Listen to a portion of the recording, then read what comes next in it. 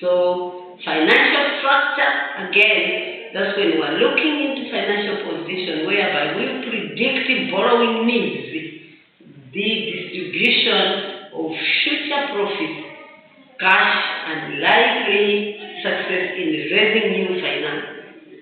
Okay. When we are talking about position, for example, we talk about the, let's say, future cash. When we have made more money, we say, okay, we take this money into the capital. Maybe I can just give you a small example that is in a normal term. For example, you are selling, let's say, mandazi. Okay. In the first place, you have the requirement of making mandazi. Maybe it amounted to, let's say, 40,000 for you to start doing the mandazi business. And then, when you went to sell, you found out that it was more than 60,000. Then you say, what should I do? Then the requirements of mandazi, for me to cook more mandazi, I have to take this more money, add to the requirements so that I should make more money. So this is what they are telling us, that when we are looking into position, we base on structure, basing on the predictions that we want, or borrowing, or else the future profits that we have done. Okay. And then we look into, again, liquidity and the solvency. Liquidity and solvency when we are talking about financial position. What is liquidity? Liquidity.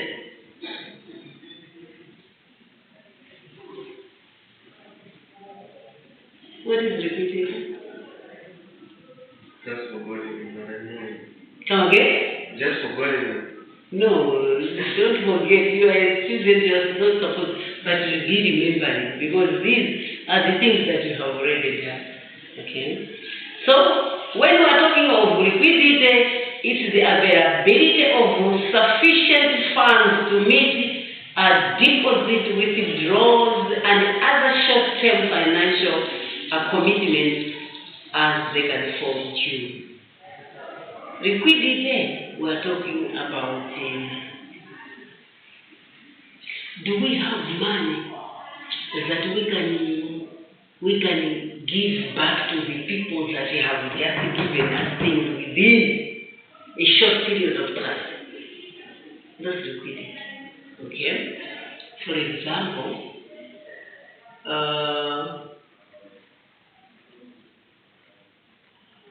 kuno school wabeba tupeni hivi kuumuza zao tandikomoza I don't know how much a pen is, 200 quarters. I want to buy a pen. Okay, so you are going to have the money that you are going to give back within a short period of time. It means that's your liquidity. How much do you have left as well? Yes. You have 400 watts. Good. You have 400 watts. That's the liquidity that you have at that particular time. Okay? So that's what they mean. Because when we're talking of liquidity of a company, we talk of whether it can give back money that are easily given back, not long-term but short-term issues that he can be involved with. Okay. Then when we are talking of solvency is the availability of cash over a long term to meet financial commitments as they fall due. What are they talking about? They're talking about we have a commitment that are long term, more than 12 months. Okay, so that's when we are talking about that. Do we have enough cash that we can give to those people that we have taken maybe other things that we are going to pay after 12 months? So that's the sort of way.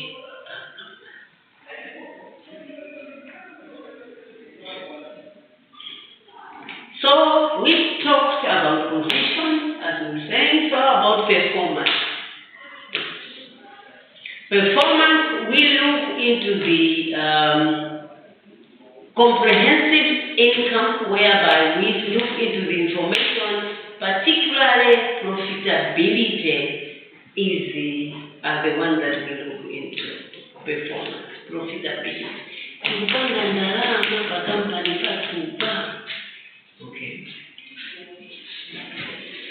Changes in economic resources, the entity is likely to control the future and information about performance viability is therefore important. When we are talking about performance, we are talking of particularly profitability of our company. So that's what we talk about. How about changes in financial position? We're talking about changes in financial position. If the information used to assess the entities investing, financing and operating activities, they show the entity's ability to produce cash and the means which utilize these cash flows. So we are talking about, let's say, cash flows. This month, the other month, the other month. For example, we are going to say, okay, the cash flow that we are looking into, just give you an example, that in 2023, January, February, March, April, May, June, just half a year, okay? So we are going to look into the cash flow that we are going to use. For example, here we say we are going to use about 2 million. Here we use 6 million. Here we use 10 million. Here we use 11 million. Here we use 3 million. We can use 20 million. Okay. So this is our cash flow, whereby we're saying, according to this month, this is the money that we either we are going to use or we are supposed to use. So and so on. So that is what they mean when they are talking about changes in financial position.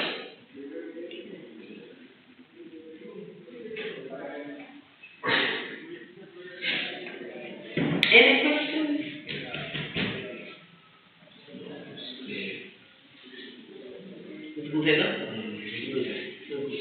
So those are some of the things that we are going to we are looking into, but it's also part of what we are supposed to write.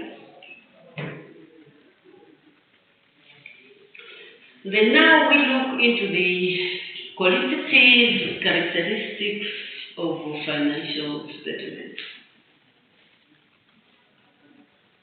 Qualitative characteristics of financial statements. We cannot present a financial statement if we don't know the characteristics that are supposed to be known by us.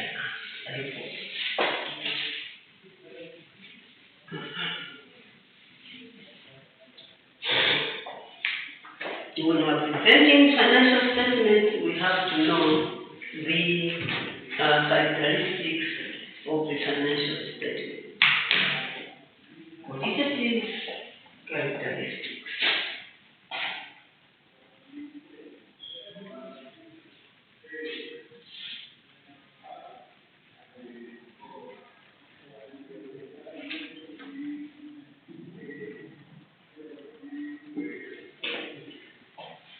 So,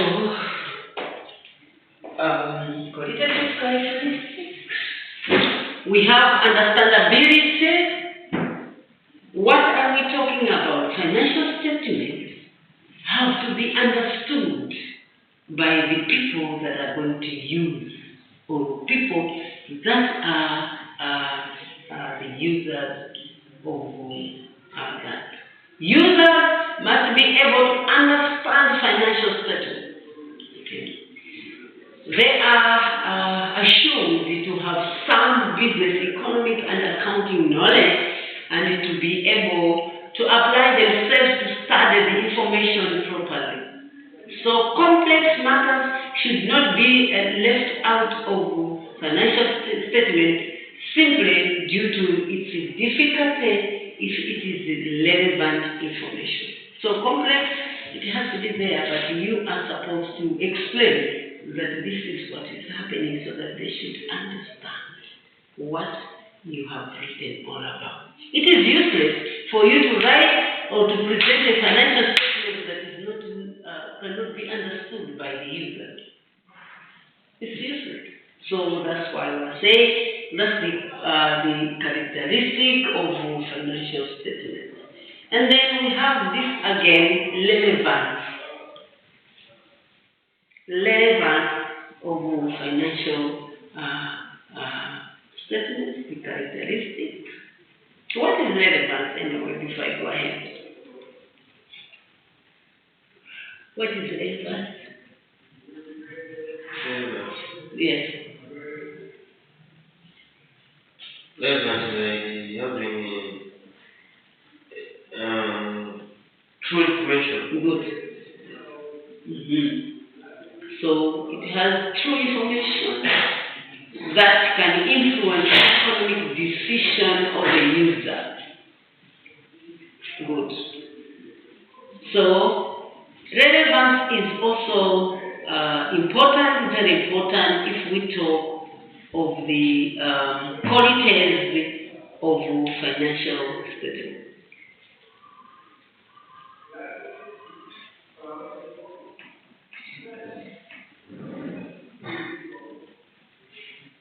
Materiality. What is materiality? What is materiality?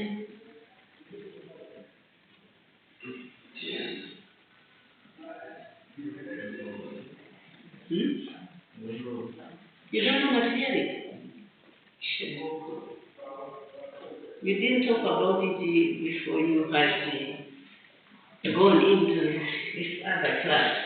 You didn't talk about materiality. It's material.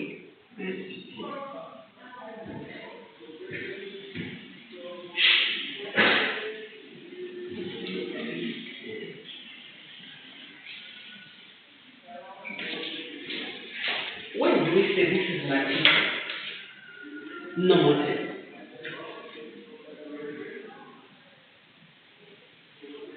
When do we say this is material? Or when can we use the thing that we need, that the thing being material? In no motive.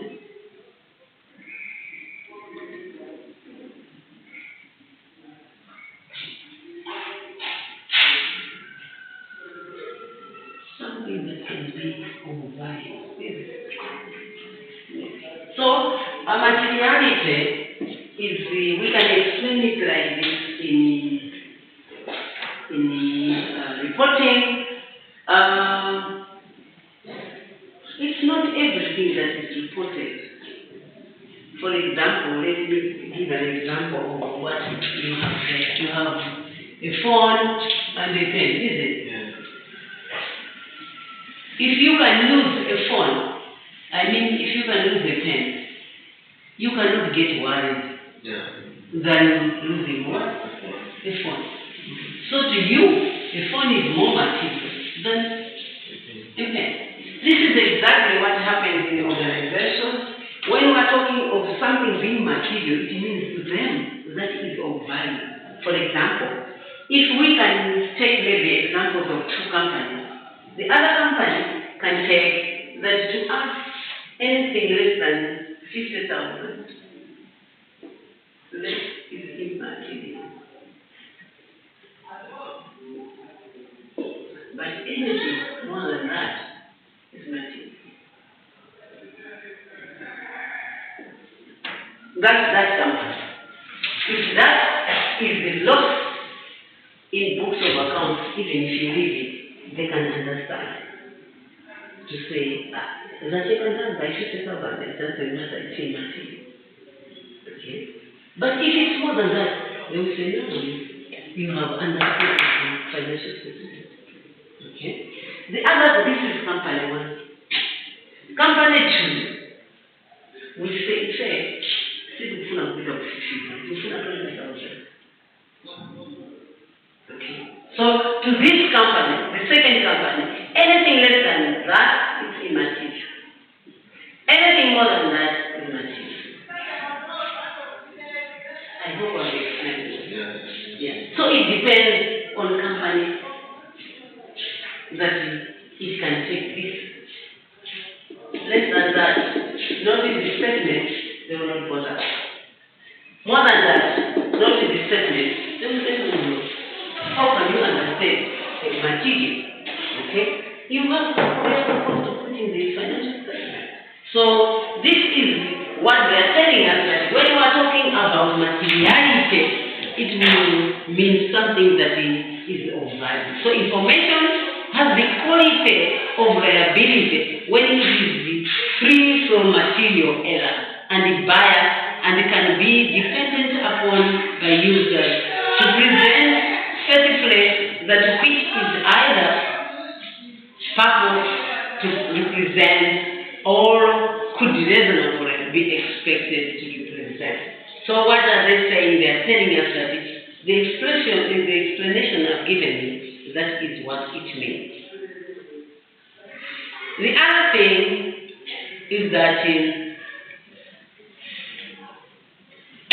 we are supposed to talk about liability. What is liability? Liability. Loans. Come again? Loans. Loan? Liable? No, we are not. Liability. So that is legal.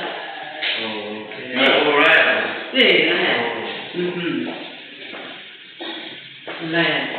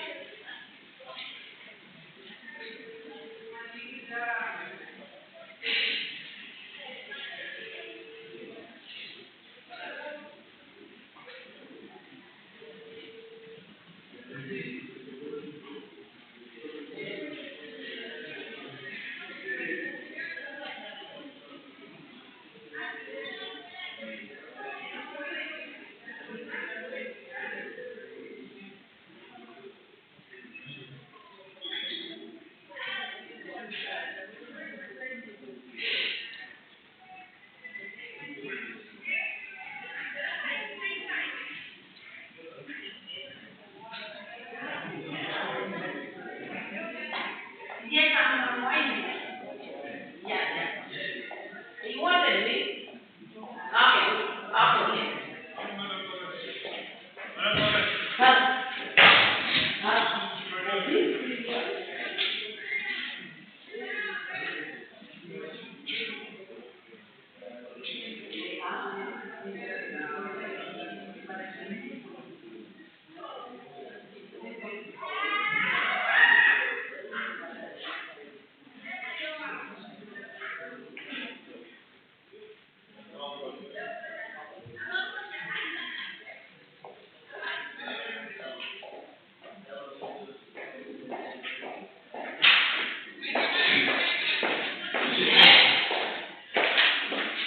So, that's what is liable. And then we go to the other one, the characteristics of the financial statement, presentation of financial statement, faithful representation. whereby we are talking about the appropriate methods of measuring or representation that you should use. So those are some of the things that we should think about when we are talking about the characteristics of presenting financial statements. Substance over form. A substance over form, the principle that transactions and other events are accounted for and presented in accordance with their substance and economic liability, and not merely for their legal form. So we are talking about the substance, that is the content that we are going to put in the financial statement.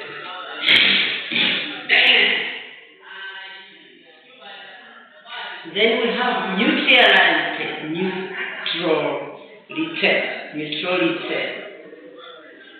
What do you think neutrality can be all about?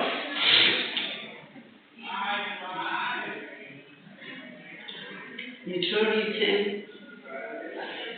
Information must be free from biasness.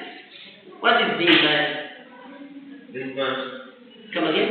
Big bang. Favoring one side. Yes, favoring the side. So you are not supposed to show favors when you are writing or you are presenting the financial statement, or when you are preparing the financial statement. How about prudence? What is prudence?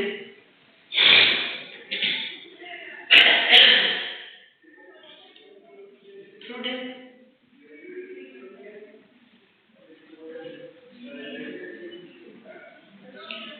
Prudence, you have never heard about a concept of prudence in accounting? Oh, really? Yes, that is the what we mean when preparing financial statements or information should be collectively of no doubt. So these are some of the things that we should look into when we are talking about characteristics, presentation of financial. How about completeness?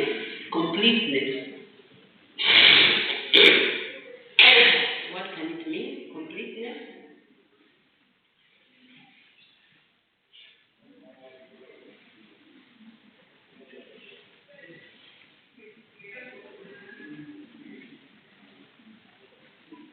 Completeness.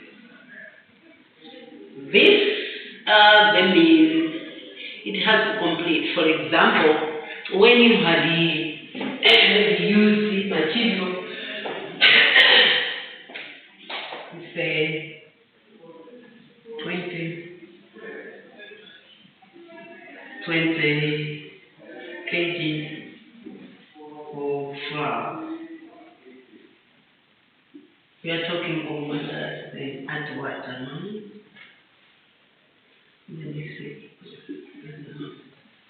It should not be incomplete, but it has to be completed. That the information should start from 1 to the end of the figure, not 1, 3, 5. You know. It has to be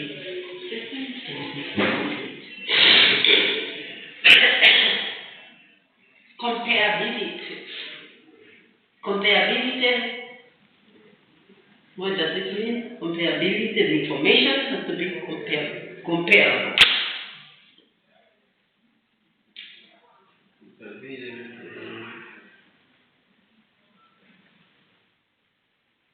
In accounting, always we're supposed to compare. We compare. Mainly in reporting. There is no way you can just report 1 year, 2022, 2023. Assets in 2022 were 5 billion. In 2023, you have bought other assets, then you say sell them. You compare. That's when you say, I want to look into the estate position of performance by comparing the 2 years. You cannot compare, you cannot report on 1 year. There's no such in accounting.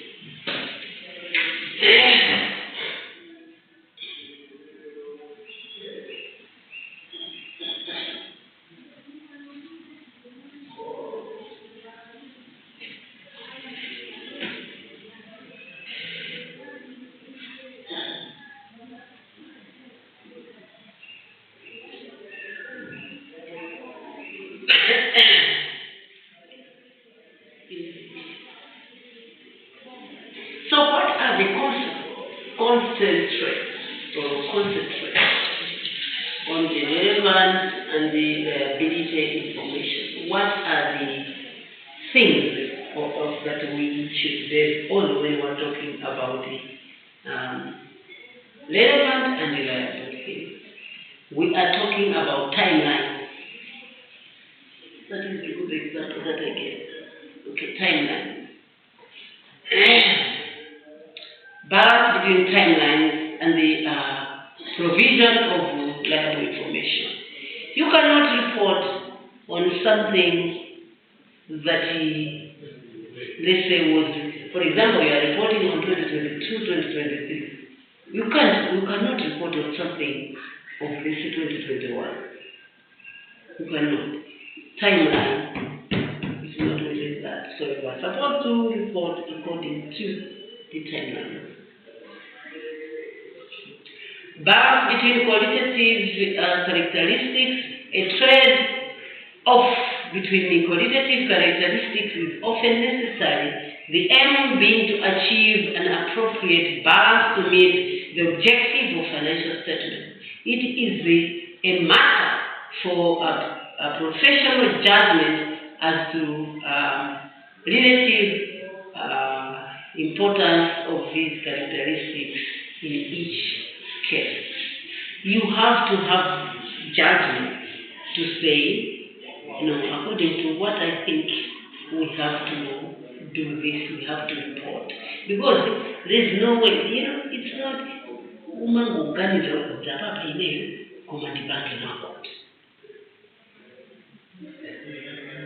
okay.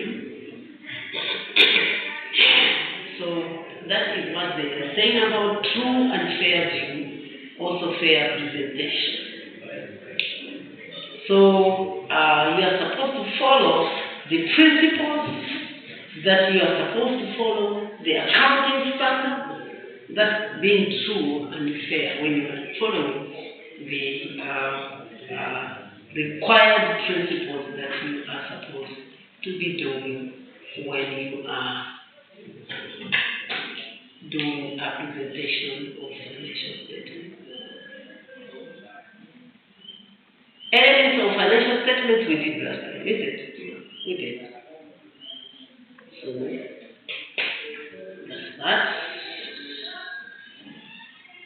I think for today we can. Do you know an example? Okay.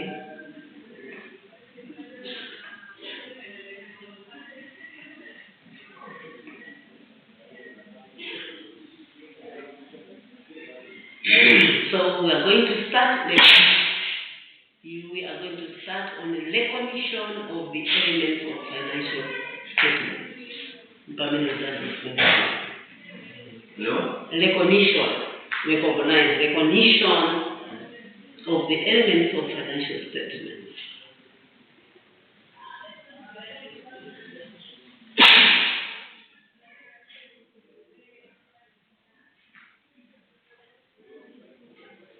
Recognition of the elements of financial statements. So that's where we are going to start from when we are coming to meet next time.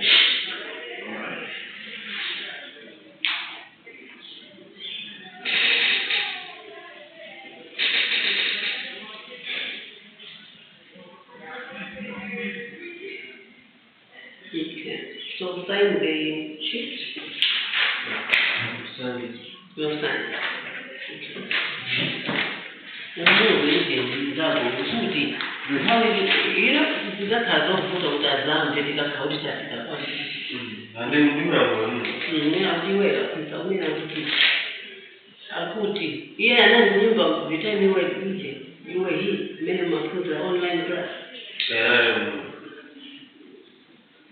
Amakhala. Umva. Tibona. Okay, so mungu utafunzisi amwena mungu. Kutsogolo kuzaka kuvuta kuti uzambe. It's better than that but yambe more. Not only that, you know, you waste a lot of time kuti mungu pick up muntu kuti azafike pamene izo mafunzo. Mama tunyambie ngozo or chabwero class yo yamba yo. Yes, but not 2-3 classes. Sure. I'll go for her. Please.